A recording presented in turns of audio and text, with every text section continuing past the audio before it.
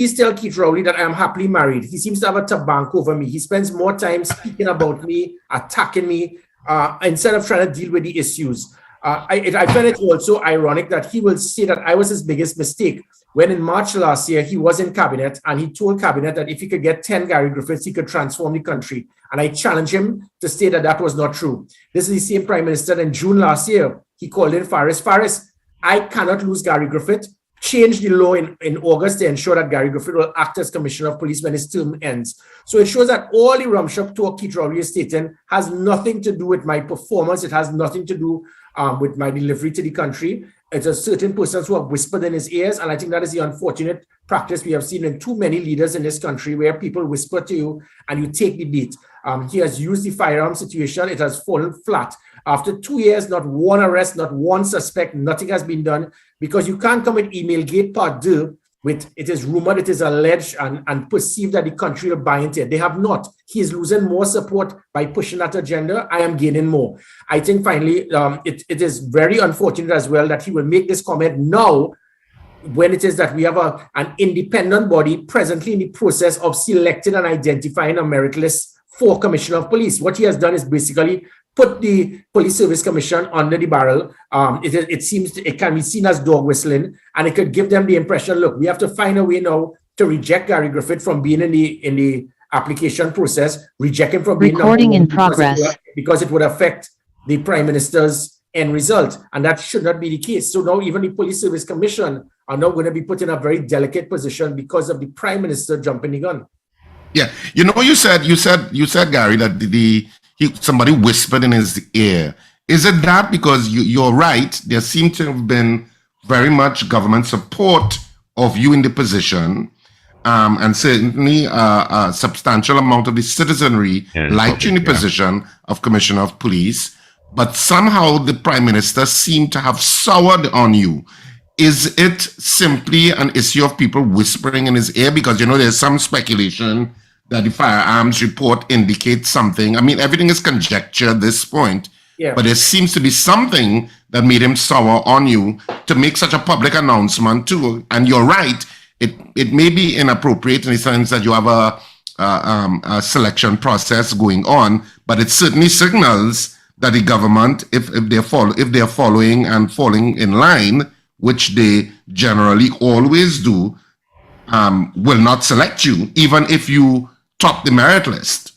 Well, right, but that's two very good points there, Richard. So the first thing is, it should not be. The law was made in such a way that after the Police Service Commission has selected a merit list, it goes to Parliament. The reason for that is because you have 41 members of Parliament who are responsible for the safety and security of those persons in their constituency. So it should not be based on a Prime Minister or an opposition leader having a whip over them and directing them how to vote, because any member of Parliament is supposed to say, look, I want to make sure that I can select who is the best person as Commissioner of Police to secure citizens in my constituency, which is why I would expect that the Prime Minister would lift the whip and the opposition leader and have the 41 members of Parliament vote as who they see fit as the best person to secure persons in their constituency. If it is that they do that, the Prime Minister is going to be in for a shock, because there will be several members of Parliament that will actually support me. So is he going to operate in a dictatorial manner to direct them based on what he wants? And if that is the case, Richard, it shows this is in total contrast to 89% of the country, what they wanted. It is in total contrast to what it is that was done under my watch. So it seems that the voice of the people being the voice of God is totally thrown out the window. His view is the only view, and that is unfortunately not the type of leadership that we want. As it Prime Ministers generally, to be fair, Prime Ministers generally have a position, or the party usually has a position, which is often the Prime Minister's position. Yes. Party, and people fall in line.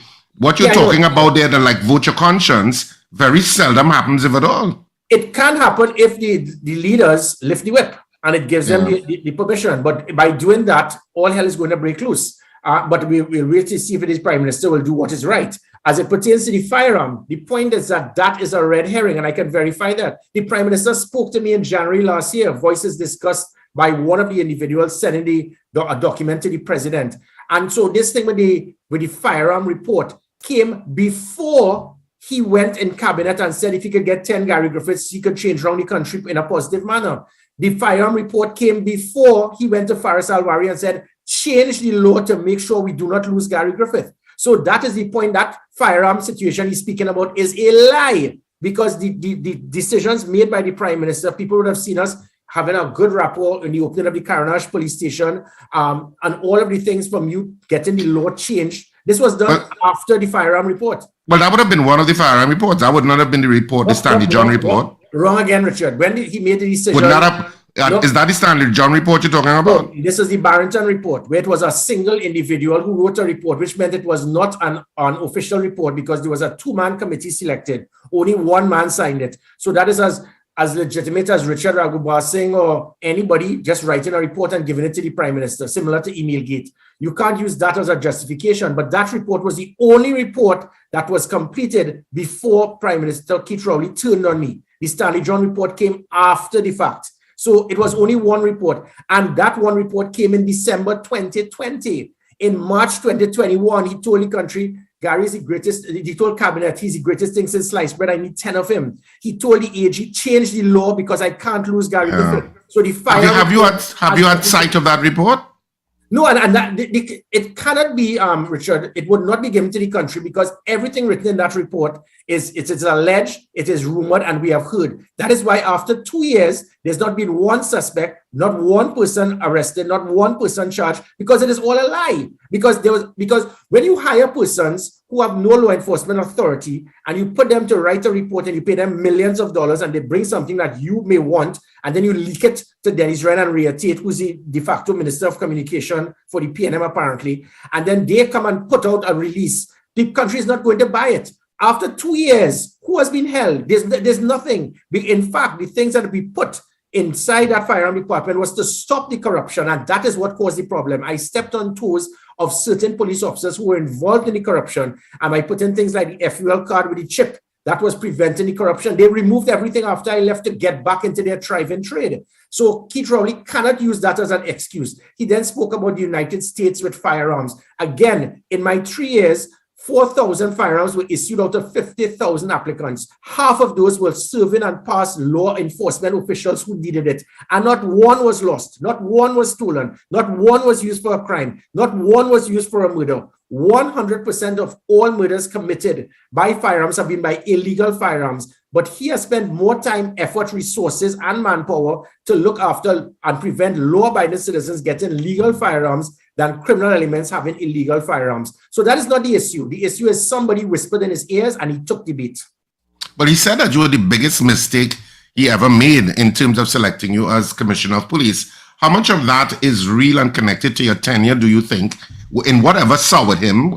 I mean, you, in your response or your rebuttal to that speech, you indicated that certain people would have wanted certain favors. You suggested or inferred that there was certain political interference or favors being requested, and you acted in an appropriate manner in treating them professionally, and that's what you think you stepped on certain toes.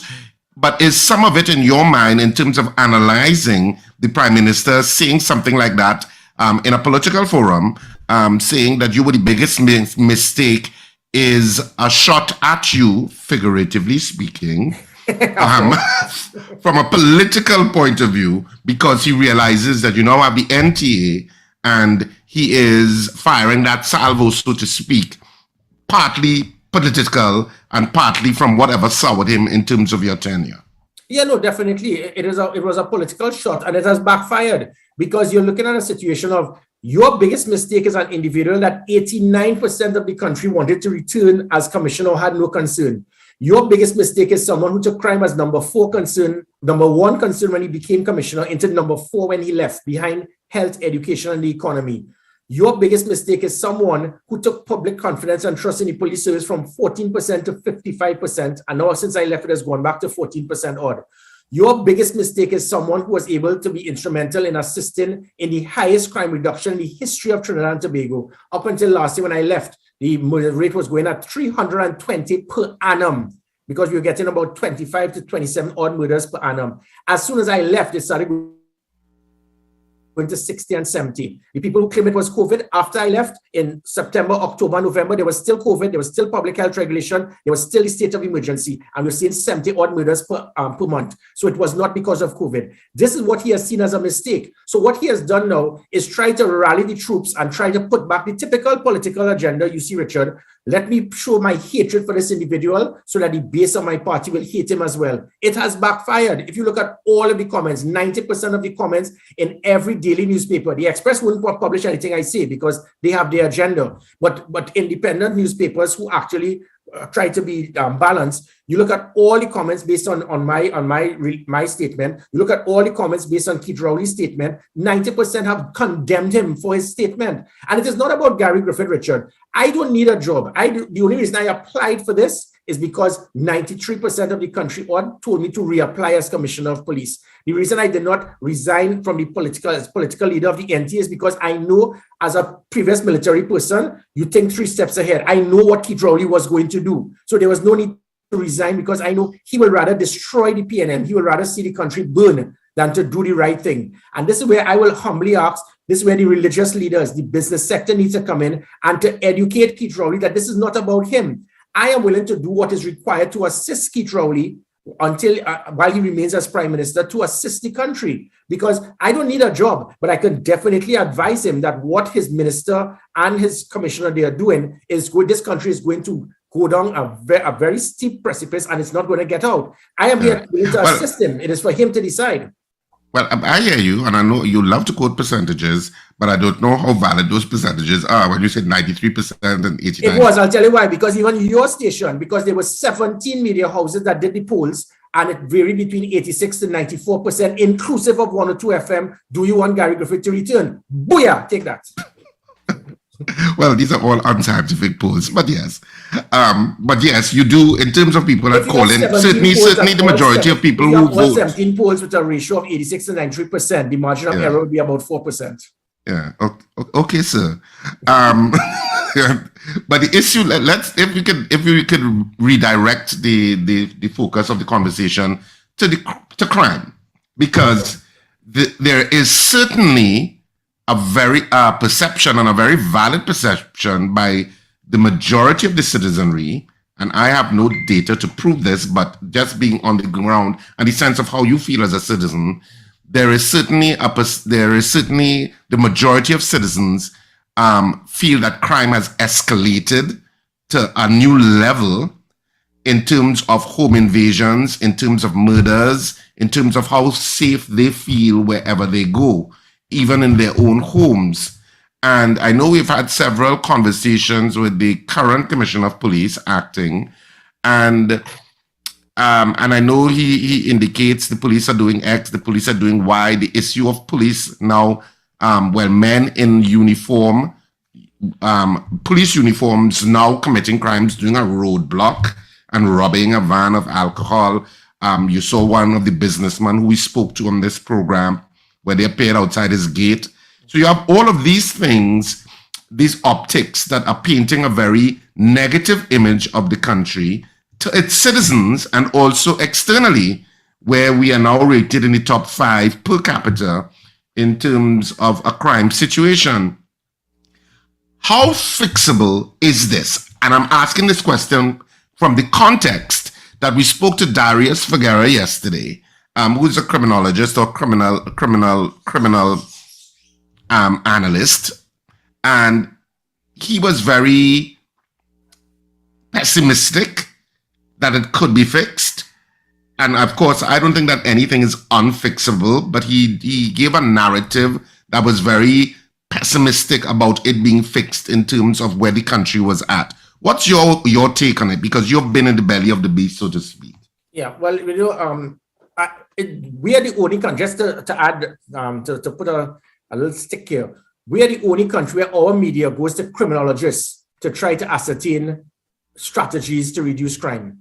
Only country in the world. Go to any other media, we are the only ones. We go to, do you know the meaning of a criminologist is someone who tries to understand the cause of crime, not strategies to reduce crime, but we love to go to criminologists. You go to Daniel Figuera, if you ask, is the West Indies going to defeat India in the next series? He's going to bring up the Colombian drug cartel because that's what his forte is. Everything is based on that. But we always go to criminologists, and the criminologists, all they do for a criminologist to give facts, you have to do data. Their research is supposed to be going to prisoners, finding out what it is that caused you to commit a crime, and then you use that to assist the law enforcement agencies to utilize the resources.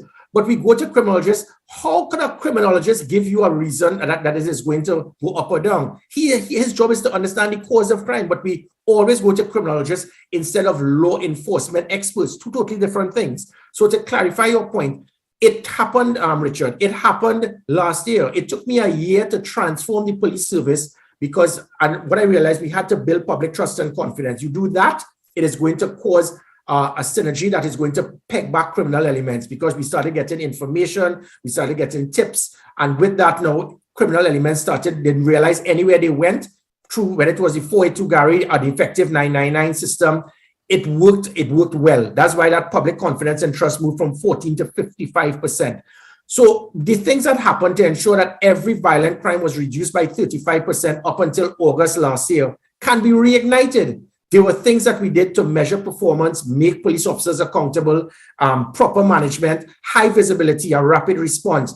And because of that, the criminal elements, there was no such thing as home invasion up until August last year. You can't say that COVID stopped them from jumping over a wall. There was nothing, of persons shooting persons in cold blood in broad daylight in the middle of downtown Port of Spain. If there was a state of emergency, then that you will still have access. So it had nothing to do with COVID or whatever. It had to do with deterrence, systems to measure performance, a rapid response, ERP patrols, locking down the country, making sure that if someone decides to shoot someone at Residence nightclub, immediately it will trigger the National Operations Center. We will see the ERP vehicles in closest proximity because they held an area of responsibility, which is an AOR, and then they would have been locked in. Criminals understood the product of opportunity was minimized. That is why they pegged back. Now they see there's no fear, there's no deterrent, and the product of opportunity is there. That is all we need to do, reignite.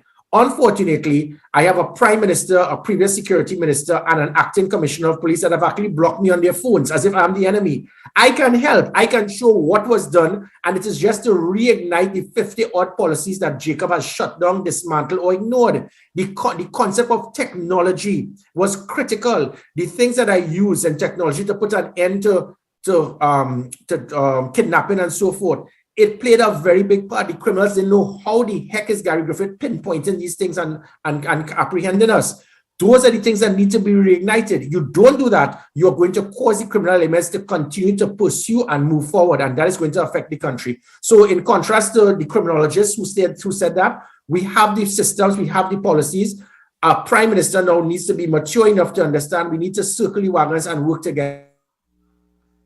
Which is Richard, the business sector have been silent. They have not said a word. They need to step forward, and we need to work together to find a way to communicate rather than to cause confrontation. Yeah, because it's obviously escalating to a new level. And Trinidadians and Tobagonians abroad, the diaspora who listen to this program, are very many of them. Some of them have indicated that they're reluctant to come back to Trinidad, even to visit, because it just seems. I know people who come every year for Christmas because they want to get away from the weather abroad. And some of them are saying, no, they're not coming this year because Trinidad just seems to be in a new kind of place with regard to crime. And I think for citizens, we just want ego out of it. We want the problem solved. And so that we can feel safe to navigate wherever we are going, that we don't always have to be 100% vigilant, or very hyper vigilant about issues that maybe I can be robbed or is here safe, is here not safe. It's, it affects your quality of life. And I'm not so sure, and it seems to a lot of citizens watching on when you have the Prime Minister making a particular statement. We have interviewed the Minister of National Security here. We've interviewed McDonald Jacob. And I know there is a certain amount of ego and posturing that comes from different positions naturally. And it's even more intensified now. And really, it seems directed at you because you're talking about policies from the National Operations Center that make sense. So is it that all of these things are absolutely now dismantled? Yeah, they've all been shut down. We had 19 persons, some of the best persons and minds available to deal with technology, to deal with human resource, to deal with management. And he removed all of those persons because Gary Griffith appointed them, which is the typical political thing that happens when governments change. All of the different things we had for technology, measuring performance, making police officers accountable, it has all been shut down. So with that now, we had like a simple example, an ERP patrol vehicle. We had 90 vehicles around the country, measure their performance, have the GPS on the vehicle, making sure that they will stay in the area of responsibility.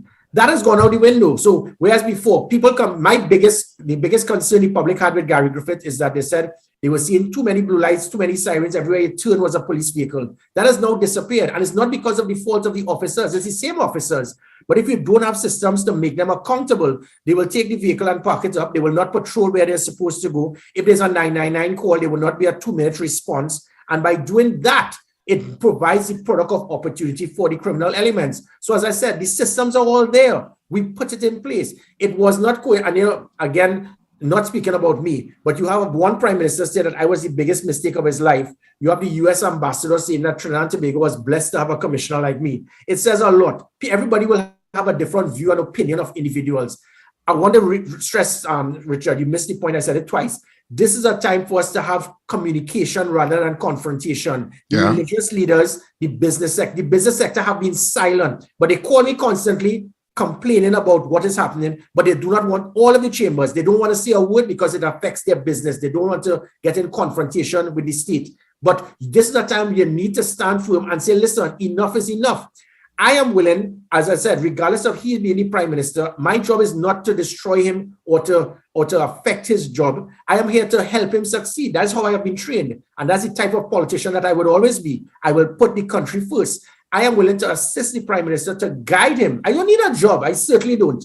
But I have the capability. God has given me a gift that worked well. And I said, measure me by the number of murders. Measure me because that is what happened. It took me a year. You can't have an acting commissioner of police saying, well, it's not my responsibility. It takes more than one man. Yes, one man can change it if you have that political will, if you have the management skill. So what is required is for Keith Rowley to put his ego in his back pocket and be prepared to communicate with persons regardless of political affiliation to find the best avenues to turn this around. And I give the assurance to the country.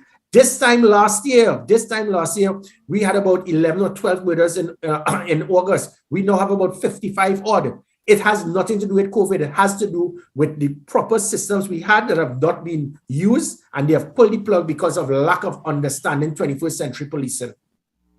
I think there was some analyst, maybe it's a criminologist, that says, I can't remember who it was exactly, who says that we're en route to having the highest murder rate record this year. Do you agree with that? Well, yeah, if it continues, it would go over 600 as you go later on in the year.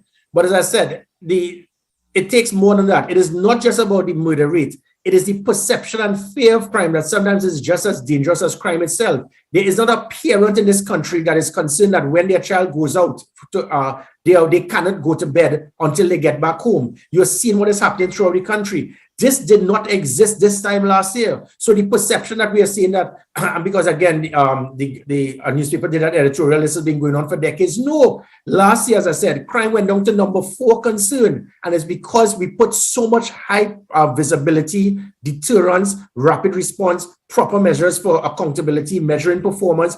Anywhere you turn, there was a police vehicle. It was locked down. We had covert operatives. We had systems that caused the criminal elements to say, look, this is difficult for me. Now they feel they can go in broad daylight downtown Port of Spain, outside nightclubs, jump over walls and walk away because they know that the presence is not there. This can turn around, but what we need is for a prime minister, as I said, we can't be working on hate, division, bitterness, confrontation, arrogance. The words we need to start getting in this country is hope, trust, belief, communication and unification. That is the angle I intend to go as a political leader, whether it is as a commissioner of police in the future or a prime minister. The words that I intend to use will be totally to transform Trinidad and Tobago. It must start now. We can't wait until 3 years for an election. Keith Rowley must swallow his ego and just do what is right for the country and start having proper dialogue with those persons who can assist him. Well, I suppose it's an appropriate point to segue to the NTA. since you kind of gave a little NTA speech there. So what I know there is a local government election that is due this year. Is it that the NTA is going to be participating in that aggressively? Well, again, usually we have political parties that when the boss makes a decision, everybody jumps and says, yep, it's inclusive of the mayor of Port of Spain yesterday, which is a story I would really like to get involved in, high-fiving when you call what can be seen as revenge porn. So the NTA definitely, I would like to believe that if you form a political party, it is to take part in elections. If you don't do that, then you're just an activist group. So I would like to believe that we would do so, but it is a decision that will be made by the interim executive that is now being rolled out as we go along, and they would make that decision along with myself. So it is not me making that directive and everybody just slamming the table in agreement. So hopefully that is what would take place. I think the country needs positive change. That is what we are here for. The perception that the NTA is going to be a party that's going to split votes or join up with a party to get rid of the PNM, that's what we're here for. We are here because as a bridge constituency, we intend to find something that people have lost, which is belief. To believe that we can transform Trinidad and Tobago. There are 150 to 200,000 people that are not PNM or UNC till they're dead. And they make decisions based on who may be the best person to transform Trinidad and Tobago.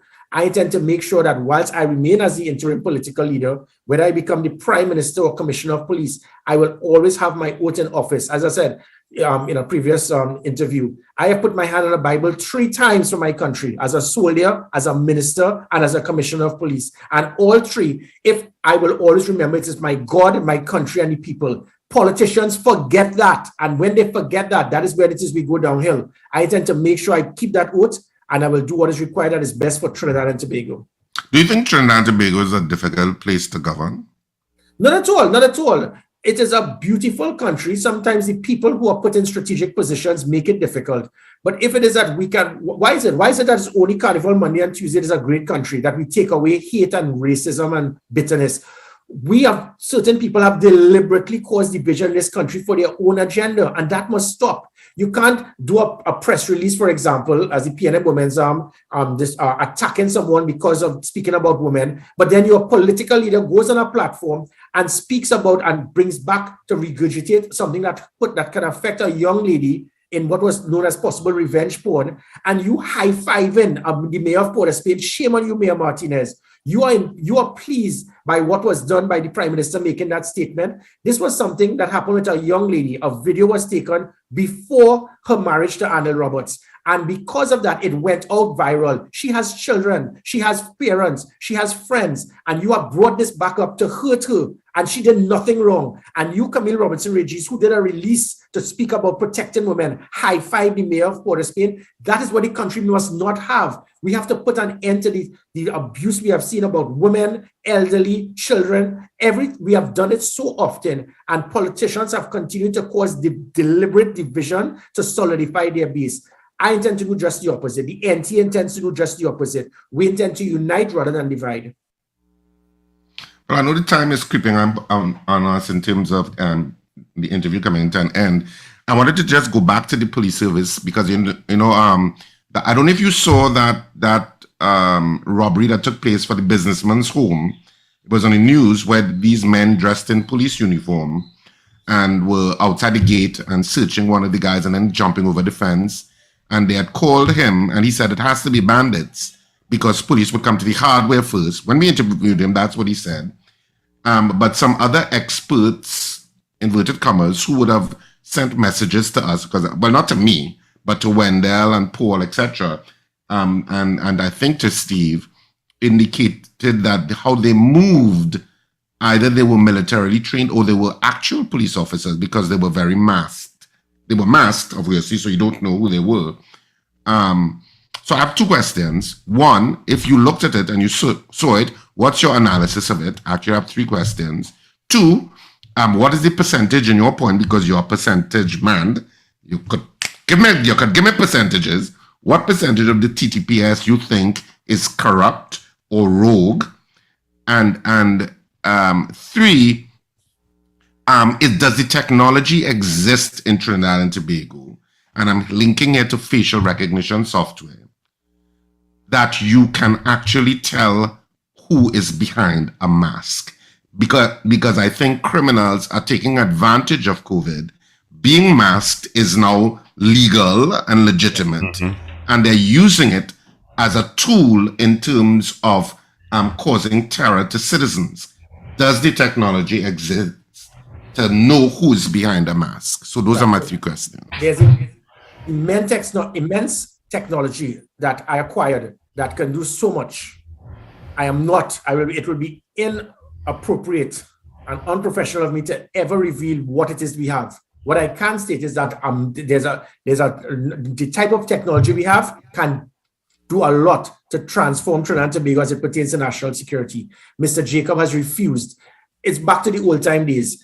Because sometimes when you do not understand something, you try to discard it. Technology is the way to go. I pump technology heavily. Going back to that Natalie Polonais situation, there were police officers involved in it, but we used technology. And again, when you had an elite unit like the Special Operation Response Team that was instrumental in actually extracting and rescuing kidnapped victims, being able to every single week, massive drug busts, raids, rescuing people. And now you have the National Operation Task Force. After 4 months, I think their only operation successfully was to arrest people for selling school books on the side of the street. It says a lot. So there is that type of technology, but I'm not going to reveal what it is. But there's technology that is there that can assist in reducing crime. As it pertains to the uniform, the training, I don't know if it's criminologists that probably gave you all the information, but anyone can actually be trained based on someone who has the military training, because you have seen it all over the world. So by saying that this person is military trained based on how they move,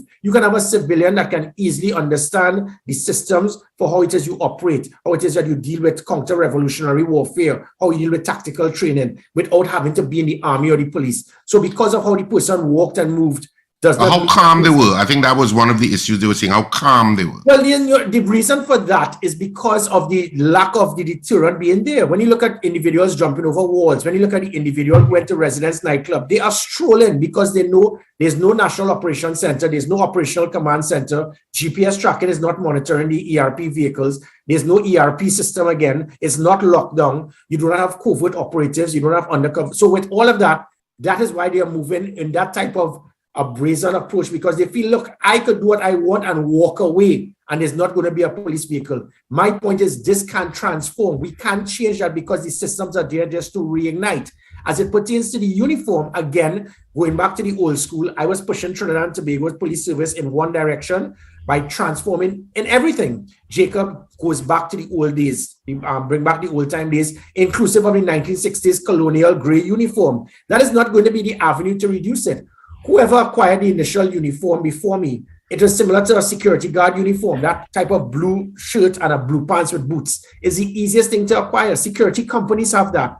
What I was getting was similar to the exact brand from NYPD and Boston, where the brand of the uniform actually has a code. It is easier to wear, and it has the type of systems to allow the acquisition of the minimum use of force to put on the uniform, which is your badge, which is the pepper spray, your belt, minimum use of force, the radios, your body cameras. Going back to the colonial gray would prevent that from happening or make it more difficult. So it is not the color that is going to assist in making it difficult. It is the type of and the quality of the uniform, which is what we were using and we intended to use.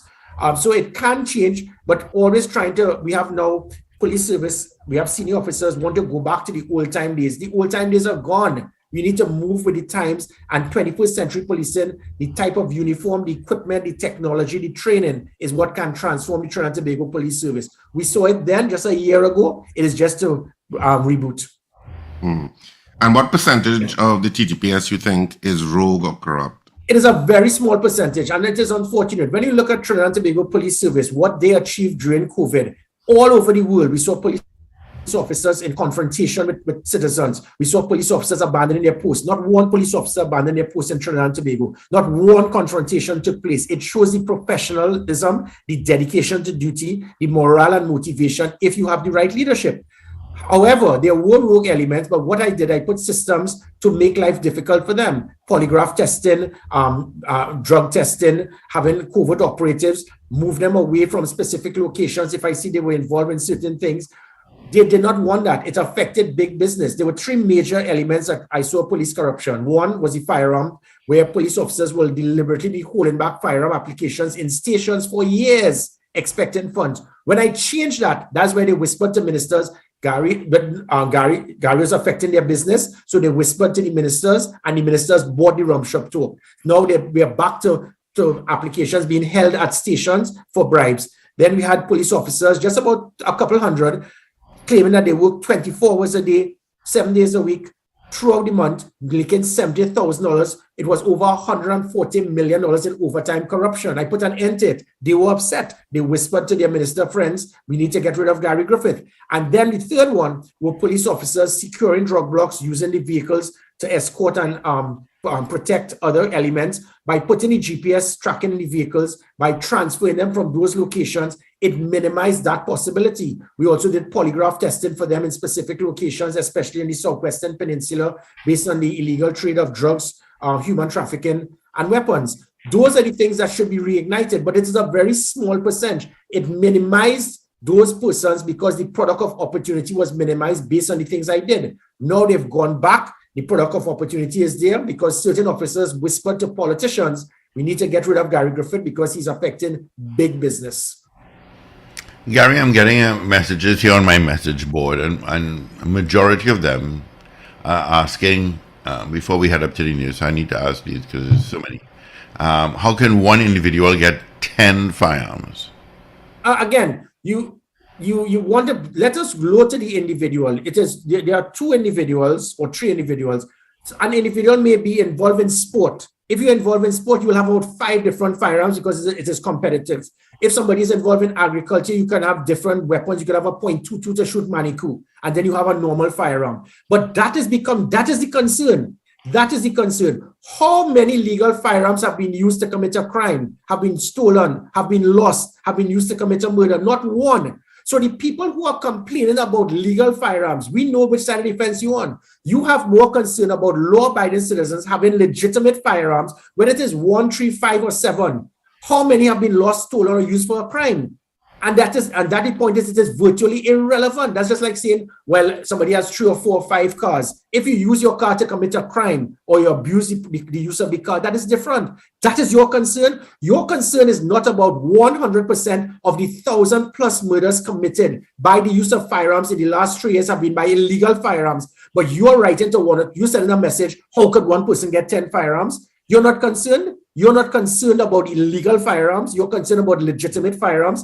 And let me tell you, the same prime minister who had the concern, the list is long and distinguished of government ministers who harassed me, intimidated me to get firearms for them. And it was given because we did, however, on a stringent approach, making sure that they had all the requirements to get it. And that is what is important. Look at the 3 years I had. Not one was lost. Not one was stolen. Not one was used to commit a crime. Not one was used to commit a murder.